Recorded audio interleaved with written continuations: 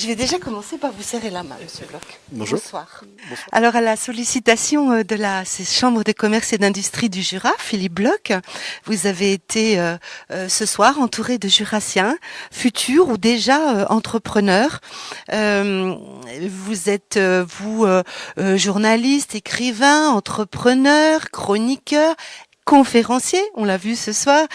Votre dernier ouvrage s'intitule « Ne me dites plus jamais bon courage ».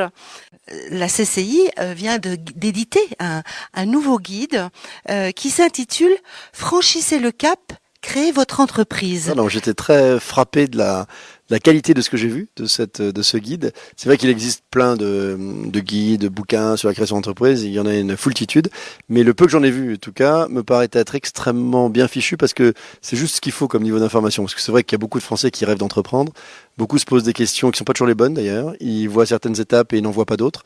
Et en tout cas, je pense sincèrement que cet outil va être extrêmement utile, en tout cas aux Jurassiens, porteurs de projets, futurs entrepreneurs.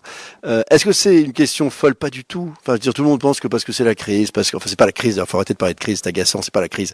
C'est juste non, je veux pas de la crise. C'est juste un nouveau monde dans lequel on est en train de rentrer.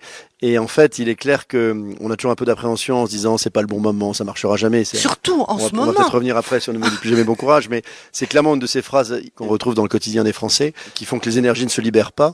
Et c'est vrai de la même façon qu'on ne comprend pas que c'est justement quand tout se réinvente, quand d'anciennes entreprises qui ne sont pas assez rapides, qui sont en train de prendre de la graisse, qui sont pas assez orientées vers les nouvelles technologies, dirigées par des gens qui ont une vision peut-être un peu archaïque du management. Toutes les places sont à prendre à ce moment-là. J'ai expliqué dans ma conférence que c'est pas moi qui ai inventé cette phrase, mais je l'aime beaucoup. C'est qu'à l'avenir, ce ne sont pas les gros qui vont manger les petits, mais les rapides qui vont manger les lents. Et j'aime aussi cette citation qui dit que l'histoire est pleine de géants qui n'ont pas su s'adapter. Je crois que c'est vraiment une des caractéristiques de l'époque que l'on vit. Économiquement difficile, mais en même temps, quand c'est difficile, c'est que c'est à la fois plein d'opportunités. Vous savez, cet idéogramme chinois qui fait qu'une crise égale une opportunité, on ressort toujours cet exemple. Mais je crois que ça correspond vraiment à la réalité économique d'aujourd'hui. Et donc, c'est évidemment pas une provocation. Créer une entreprise aujourd'hui, c'est possible.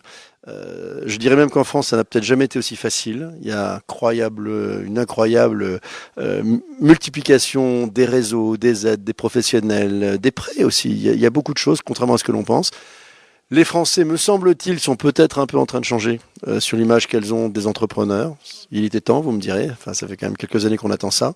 Donc, il y a de très bonnes raisons d'espérer que les choses favorisent demain l'entrepreneuriat, quel que soit le contexte.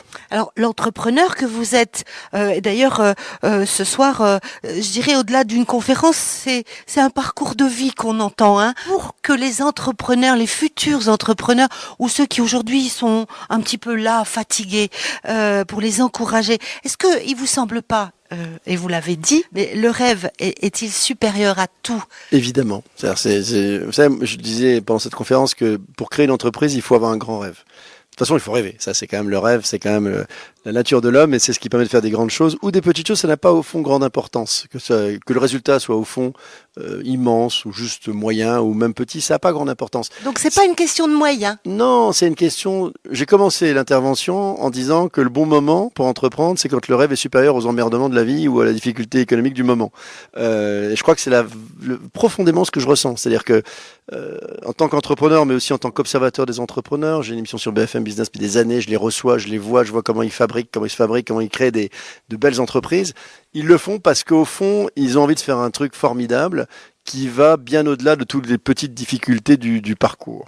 Et quand tout d'un coup le rêve est intact, même quand on a du mal, même quand tout d'un coup on perd 3 clients, même quand tout d'un coup il y a 2 attentats dans Paris qui font que la France s'arrête l'espace de quelques semaines, ben on trouve des ressources. On se dit ok, ben on va être un peu plus flexible, on va peut-être se sacrifier un petit peu, faire quelques économies, être un peu plus malin.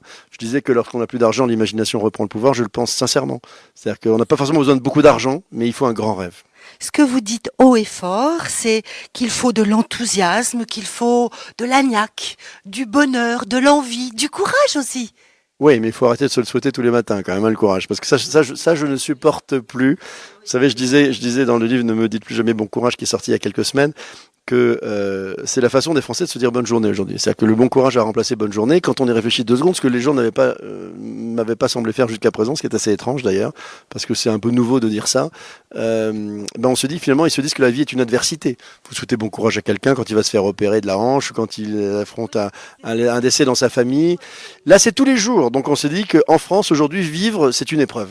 Et quand on vit une épreuve tous les matins, on ne donne pas de passion, on donne pas d'amour, on donne pas d'envie de faire des choses, on donne pas de motivation, etc. Donc effectivement, l'entrepreneur, il a ça en lui, il est passionné, il se lève le matin avec enthousiasme, quelles que soient les circonstances. Moi, vous savez, j'ai eu plein de difficultés dans ma vie d'entrepreneur, et pour autant, ça m'excitait d'aller les affronter le matin, parce que chaque fois que j'en avais vaincu une, il y en avait une autre, je vais aussi me la faire, celle-là. Et en clair, en fait, ça donne une énergie formidable, et on ne soupçonne pas les ressources qu'on a dans l'adversité. Quelques bonnes ficelles que vous pourriez leur livrer quand on est entrepreneur, pour en tout cas créer une entreprise ou pour tenir la route. Pas facile. Quelques ficelles. Quelques ficelles. Rêver grand, on l'a dit. Oui. Ne pas écouter sa maman, intéressant peut-être, quand elle va vous expliquer C'est vous qui le dites, pourquoi elle s'inquiète, pourquoi elle s'inquiète pour vous et pourquoi on vous explique. Ne pas écouter, allez. Tous ceux qui vont vous expliquer pourquoi ça ne marchera jamais. Tous ceux qui vont tenter de détruire votre rêve. Tous ceux qui vont tenter de nuire à l'énergie que vous êtes en train de développer. On dit souvent aux enfants qu'il ne faut pas rêver, donc c'est plutôt contraire. On devrait changer le mode d'éducation. Bon, très bien, Rêver tous les matins. Être d'une ténacité absolue. Être extrêmement bosseur. Il faut quand même savoir que c'est pas 35 heures. Hein. On signe pas pour 35 heures quand on crée une entreprise. C'est sûr. Et je disais ce soir qu'on n'est pas fatigué pour autant. Il n'y a que l'ennui qui fatigue. La passion n'a jamais fatigué personne. Alors l'entrepreneur, il est passionné. Donc être tenace, être en bonne santé. C'est tout bête, mais c'est quand même un parcours du combattant. Capital. Et je pense qu'il faut prendre soin de soi, savoir faire la part des choses. Oui. Je disais aussi ce soir qu'il faut savoir importer de l'angoisse et exporter de l'enthousiasme. Je le crois sincèrement.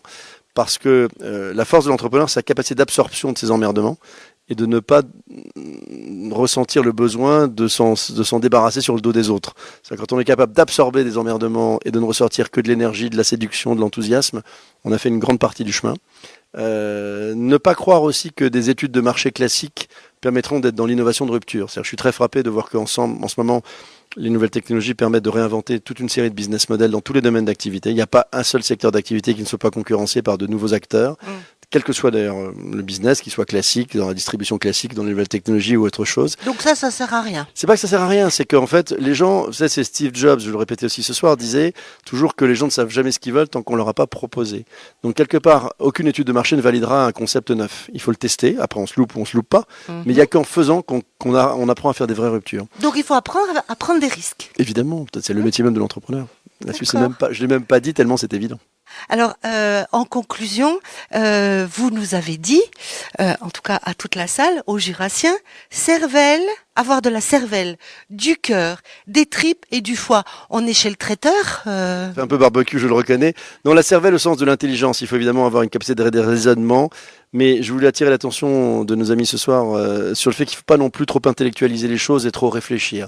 C'est important de dire il y a un problème, on crée un comité de pilotage, on passe 20 ans à réfléchir, mais ça va tellement vite. C'est-à-dire le temps que vous réunissez 15 personnes pendant 15 réunions, le client est parti ailleurs. Donc aujourd'hui, je crois que l'action, le Just Do It de Nike il y a quelques années, est fondamental et c'est une des clés du succès.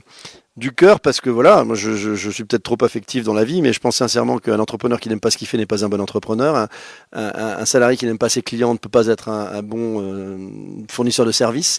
Quand on n'aime pas les gens avec lesquels on vient bosser le matin, ça se ressent. Vous arrivez dans un avion et ils se font la gueule, on a compris dès qu'on rentre dans l'avion, ça se sent tout de suite. Donc il faut aimer les gens. C'est tout bête, mais c'est peut-être pas très politiquement correct de mélanger le business et l'affection, mais je pense que c'est important. Des tripes, parce que je trouve qu'il faut du courage. Je n'ai pas mis ailleurs que les tripes, mais il faut quand même du courage et il faut y aller parce que c'est compliqué, c'est dur. Il faut avoir cette espèce d'énergie que donne le projet, comme je l'évoquais tout à l'heure.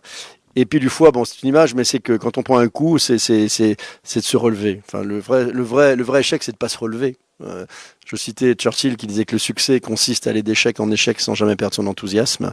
Au fond, ça, c'est pour moi un vrai style de vie, en fait. Ou une philosophie de vie. Philippe Bloch, je vous remercie. Merci. Revenez souvent voir les Jurassiens. C'est promis. Merci beaucoup.